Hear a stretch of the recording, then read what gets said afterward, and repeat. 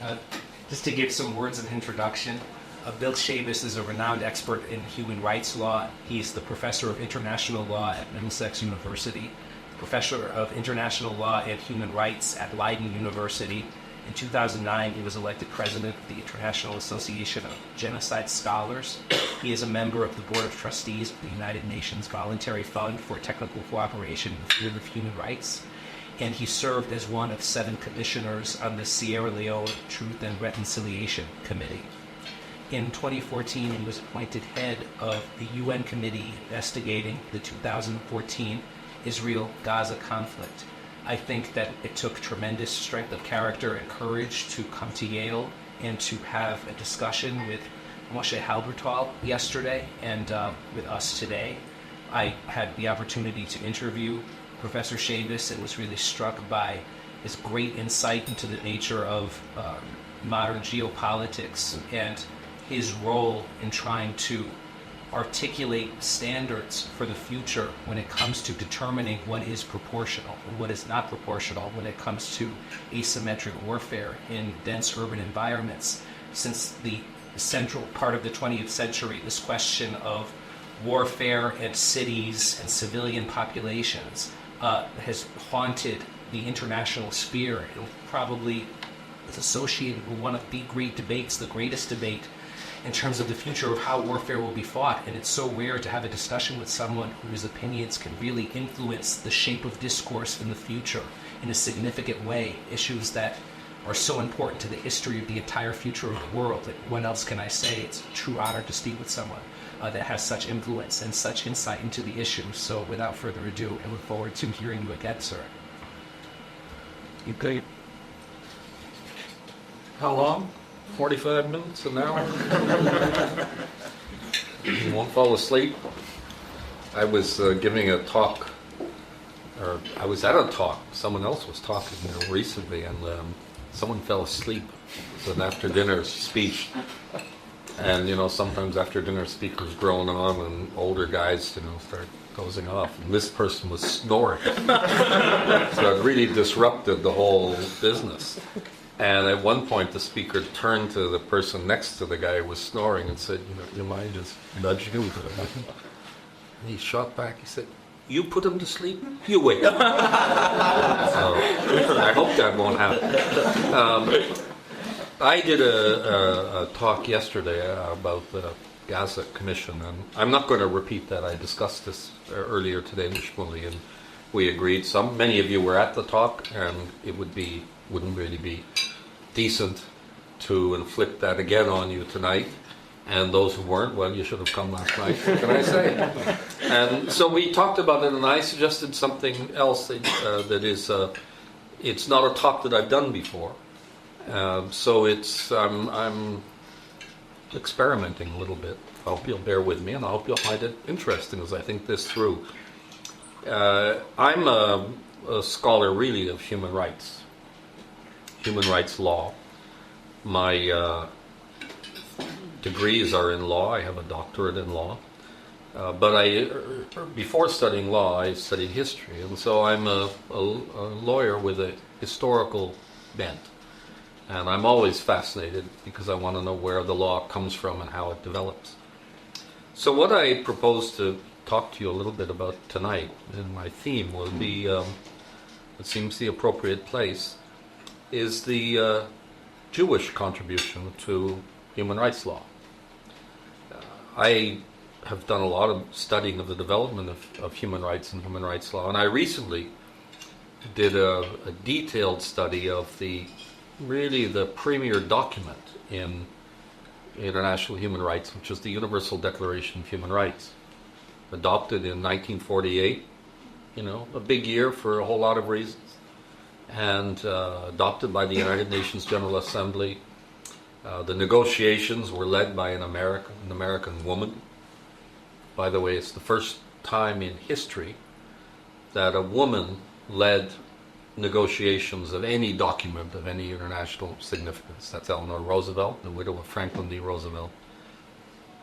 And one of the things I was struck by, I went through all the minutes of all the discussions in the United Nations in 1947 and 1948, was fascinated by the participation, not just of the governments, but of what we would call the NGOs, the non-governmental organizations, the private actors that are representing various constituencies in what today people call civil society, and how they engage with the process. So I could see that in the minutes of all of the various meetings that I examined. I published this. It's 3 volumes.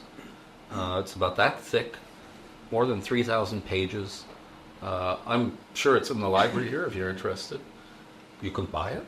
It's only, let me, 250 pounds. What's that, $400? But it's a beautiful book, and I'll autograph it for you too. I'll fly back to autograph it for you for that. And there you would have the list, of course, of all the delegates, the countries that were represented, and then you'd have the NGOs. So the NGOs at the time were largely, there were labor unions that were there, the American Federation of Labor in particular, and then there was a kind of a pro-Soviet counterpart that was there, the World Federation of Trade Unions. There were women's organizations, there were Catholic organizations, and there were Jewish organizations.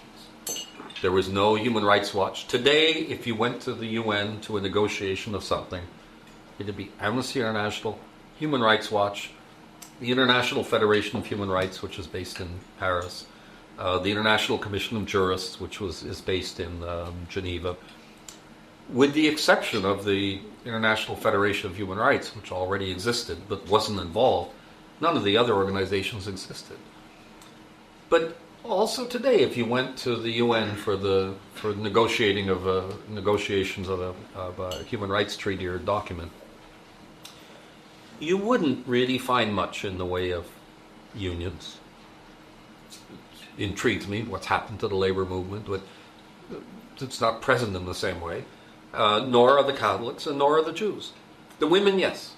But these 3 groups are kind of have retreated from the debate because they were very central to this very important lawmaking process, a normative, norm-creating process that took place in the years following the Second World War. I have a few ideas. Maybe we can talk about it in the discussion about why that is and what's happened. But what I want to do instead is to look back from mainly look back from 1948, the adoption of the Universal Declaration, and talk a little bit about the Jewish contribution to the development of modern human rights. I can look at it from the standpoint of individuals and organizations. So I'm going to do a bit of both, actually. Organizationally, we can see the first major human rights NGO. People talk about this. They typically cite the Anti-Slavery Society as being sort of the first great human rights NGO, but it was a single-issue NGO that was created in Britain at the beginning of the 19th century. But the first of the modern phenomena of sort of more general human rights non-governmental organizations is the Ligue des droits de l'homme in France, the Human Rights League. And that was set up in the context of the Dreyfus case.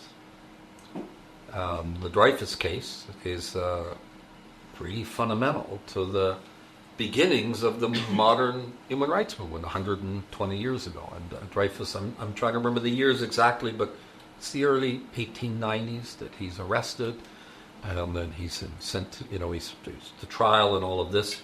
I'm sure there are people here around the table who know about the Dreyfus case more than I do. But what I'm intrigued by is how it leads to this organization, the French Ligue des droits de l'homme. None of the other countries in the world had a general human rights organization in the way that the French did that resulted from the Dreyfus case. Well, there was an individual who was influenced by the Dreyfus case. He was a boy when Dreyfus was arrested, but he was a young man, adolescent. I guess he was 18 or 19 when Dreyfus was finally freed. And his name was René Cassin. And René Cassin was Jewish. He was French. And he was born in the Basque country in southwest France. Became a law professor, a lawyer. And René Cassin eventually won the Nobel Peace Prize for his role in drafting the Universal Declaration of Human Rights. He became president of the European Court of Human Rights. So he's a central figure in the human rights, the development of modern-day human rights movement. He died in 1976. He was born in 1887. The only reason I remember that is because that's when my grandfather was born, too. So I remember that year. I want to talk about two other individuals who were also, they're a little younger than him. One of them is, his name is Hirsch Lauterpacht, and the other is Raphael Lemkin. And Hirsch Lauterpacht and Raphael Lemkin were born about the same time, around 1900. I think Lauterpacht was a couple of years earlier. And they were both born in what is, in the case of Lemkin, he was born in what is today Belarus, and Lauterpacht was born in what is today Ukraine. They both went to university in Lvov, about 50 kilometers from where my paternal grandparents were born and raised. So I feel connections with them just in that sense, although my paternal grandparents were not intellectuals. They wouldn't have gone to university and wouldn't have known these people. And they were approximately the same age, I suppose. And Lauterpacht and Lemkin were both very central as well. Lemkin is the man who invented the word genocide. And Lauterpacht wrote the first book on modern-day human rights law in 1945 on a kind of a consulting contract he did with the American Jewish Committee. And that had a great impact and influence on the drafting of the Universal Declaration of Human Rights.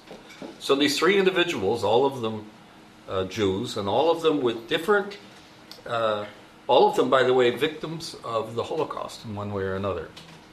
Cassin left France during the Second World War with Charles de Gaulle. They went to London, and he was part of de Gaulle's team in London during the Second World War. But he had a sister who remained in France and who ended up with her family in Auschwitz. So he lost several members of his family in Auschwitz. Lemkin lost essentially all of his family to the Holocaust. Lemkin managed to flee Poland in 1939. He went to Sweden, then came to the United States, ended up at Yale University. I don't know whether anyone studied Lemkin's role. He was like a sessional lecturer or an adjunct or something here. But he had an appointment at Yale in the early 1940s, and he lost his entire family. And Lauterpacht, who came to the United Kingdom as an academic, and he lost many members of his family as well. So they had this bond, but aside from that background, all three of them were just central figures in the development of modern human rights law. If we look for I mentioned the creation of the French League, but from the standpoint of international law, when we talk about the development of human rights, we generally mark the beginnings of it at the end of the First World War, with the Treaty of Versailles and the creation of the League of Nations and the International Labour Organization, the High Commissioner for Refugees. There were a number of developments, but there was no comprehensive system of human rights, and there was no mandate to the League of Nations, the predecessor of the United Nations, to develop international human rights in the way that we see that with the United Nations. There wasn't the same human rights language in the Charter or in the Covenant of the League of Nations as we have in the Charter of the United Nations. But there were some pieces of it, and one of the big pieces, if you take the course at university, your professor will start by telling you about what we call the minorities treaties. These were treaties that were adopted in conjunction with the main peace treaties, the Treaty of Versailles in particular, which was the treaty with Germany, that dealt with the remnants of the old empires in Central and Eastern Europe and the Middle East. And they're called the minorities treaties because they all had provisions in them protecting national minorities, religious minorities, in the different pieces of these empires, the Ottoman Empire, the Austro-Hungarian Empire, the Russian Empire, the Prussian Empire, all of which had crumbled at the end of the First World War. those clauses dealing with minorities are attributed to pressure and influence from Jewish NGOs that were hovering around the Paris Peace Conference and were saying, you're creating these new countries. Poland is created, the first of the treaties. They call it the Little Versailles Treaty. It's adopted on the same day as the Treaty of Versailles, and it's the Little Versailles Treaty. It creates Poland, but it begins with what looks like a human rights charter. So there are a number of general human rights, the right to life and the right to fair trial and so on, that are kind of the ancestors of what we get in the Universal Declaration of Human Rights. And then there are also 2 articles that specifically deal with the Jewish minorities in Poland.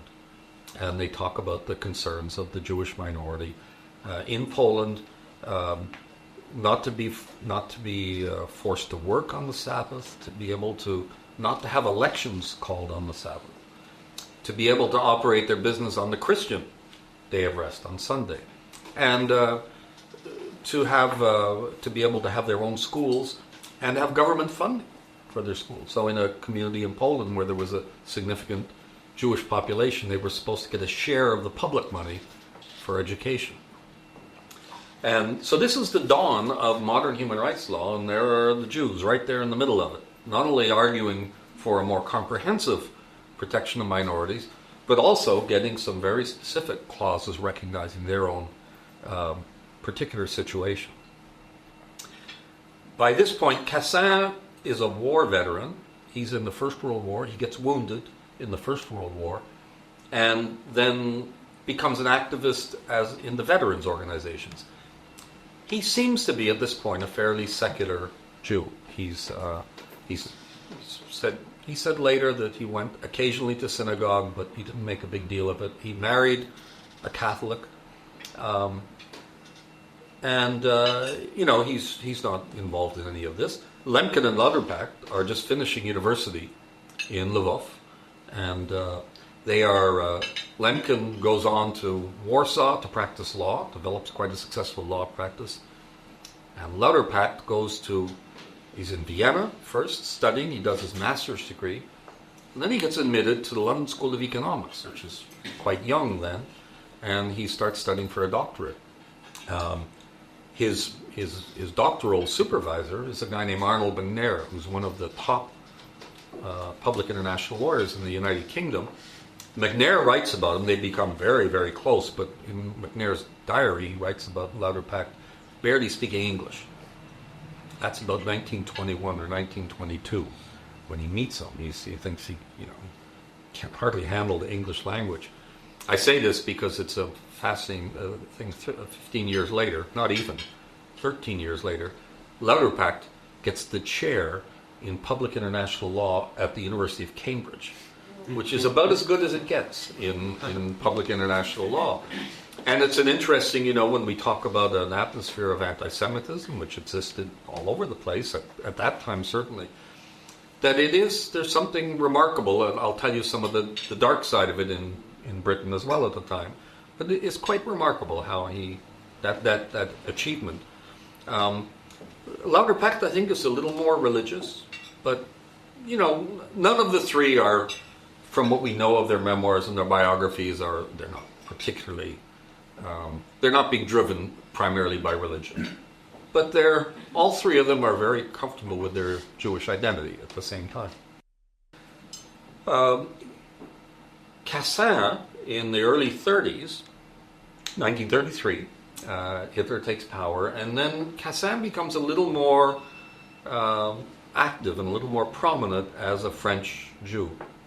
And when he goes to London with de Gaulle at the beginning of the Second World War, de Gaulle asks him if he would take over the leadership of a French Jewish organization called the Alliance Israélite Universelle, which is a French-based Jewish organization that mainly runs schools and things. It's not an political activist organization, I think. It's mainly one that was operating schools in North Africa, in the Middle East, where there were Jewish communities. And eventually, and they have schools in Palestine as well. And eventually those schools get folded in much later into the into the French, into the Israeli school system.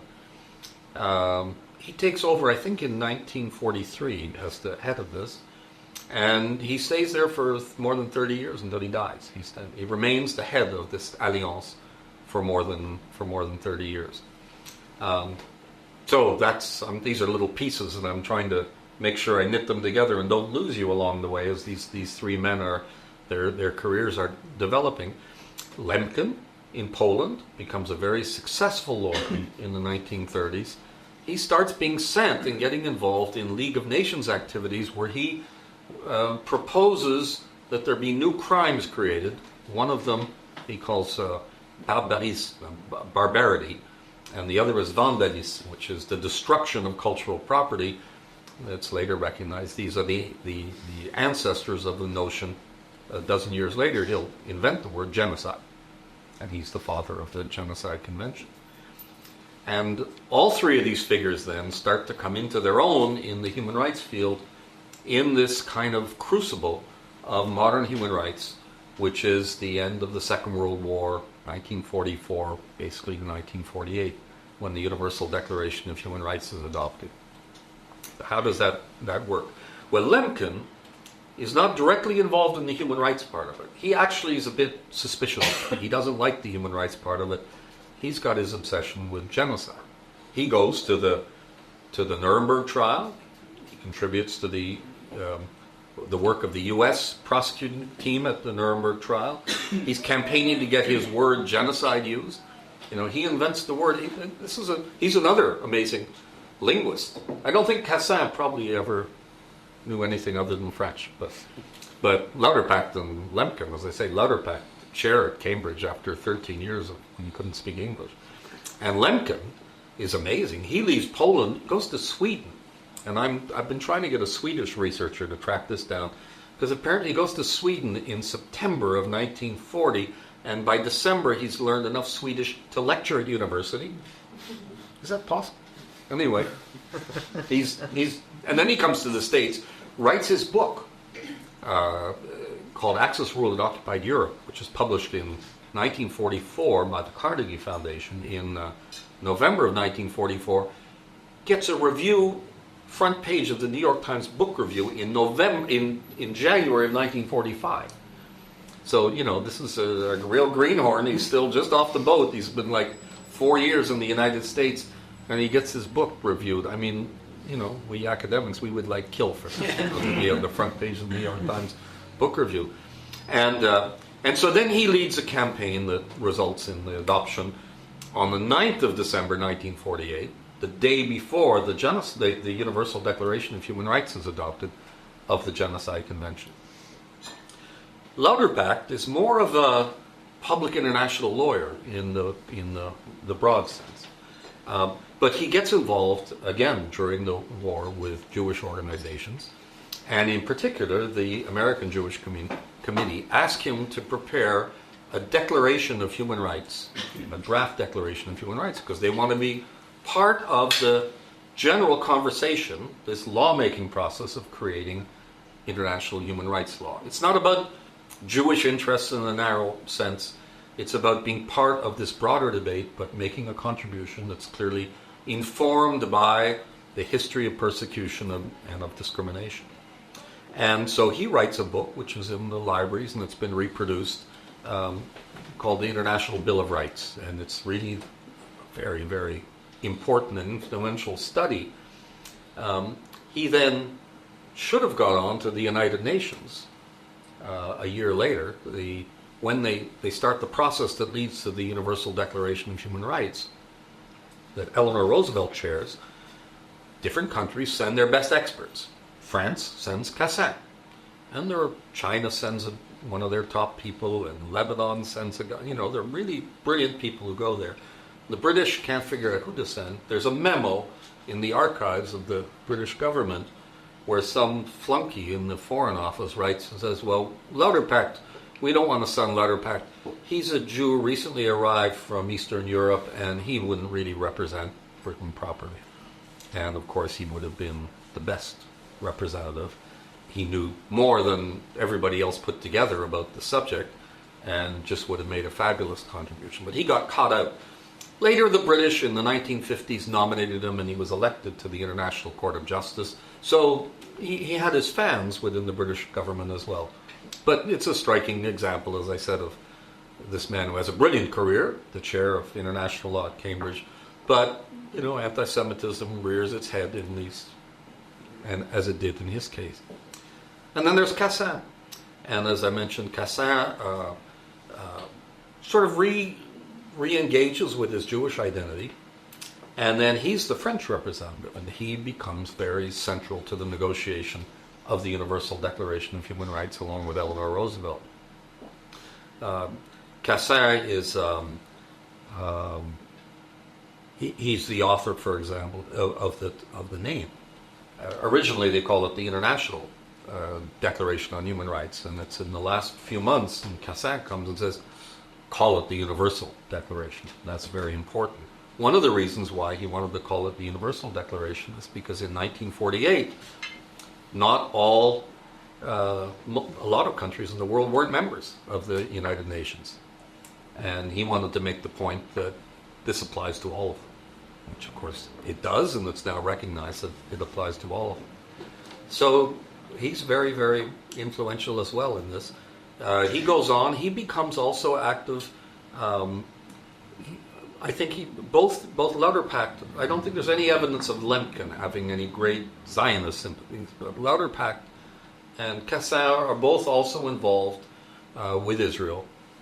Lauterpacht apparently contributes to the Declaration of Independence, the drafting of it. He's regularly consulted. And Cassin as well. Cassin gets an honorary doctorate at Hebrew University. I'm not sure at what point. I think in the 1950s or 1960s. Actually, he is there in Jerusalem when they opened Hebrew University, I think in 1925. He's there at the founding of Hebrew University in Jerusalem. And so they all play this very interesting role. I've just touched on some of the elements of it, and contribute, in the case of Lemkin, to the to the Genocide Convention, and in the case of Lauterpacht indirectly, and Cassin very directly, to the Universal Declaration of Human Rights. Cassin goes on then to be the president of the European Court of Human Rights. Lauterpacht and Lemkin die in about 1960. And aside from that, when the Universal Declaration of Human Rights is being drafted, there are important Jewish NGOs that are involved. I mentioned this at the beginning of my remarks. At the United Nations, and they contribute. They're interested in, the Catholics are interested in the family. They want to make sure there's not a whiff of abortion in the universal, in any of this. And so they have their own agenda. The labor unions they're focused on the rights of labor and on the economic and social rights. And you can see that, although all of these groups, they're not single-issue groups. They all see their contribution as being helping to create a broader, more general document of interest. And I admire them all for doing that, and for that, they're not confined to a single issue. And the Jewish NGOs are interested in things like, for example, making sure that nothing in the Universal Declaration of Human Rights can be seen as invalidating or contesting the Nuremberg trial, rules about retroactivity of prosecution and so on. They are probably the strongest groups fighting discrimination. They want provisions about equality and non-discrimination in the Universal Declaration of Human Rights. And of course they're interested in freedom of religion as well. Anyway, there's rich material. I keep a list of possible doctoral thesis topics for students, or the students are always saying, "You have a good topic for a doctoral thesis." I think this would be a great topic. I can see the book. I can see it sitting there in Barnes and Noble. The Jewish contribution to modern human rights. The part I don't propose to get into it. Anyway, my time is up tonight. Is what happens afterwards, because it's not just the Jewish NGOs. But it's the Catholic NGOs and the trade unions as well, who sort of fall back and they become less engaged in this process, and we don't really see them today. We can lament that. Others might say, well, that's normal. We can talk about the Jewish attitude towards the UN and to human rights within the UN.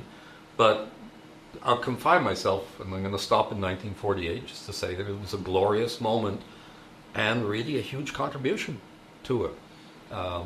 By people, as I say, all of them touched by the Holocaust, but also driven by fundamentally liberal ideas about equality and non-discrimination, and a vision that in many ways is finding in their roots of their thinking, which is influenced by their background and their religion, this model of a modern secular vision of the world.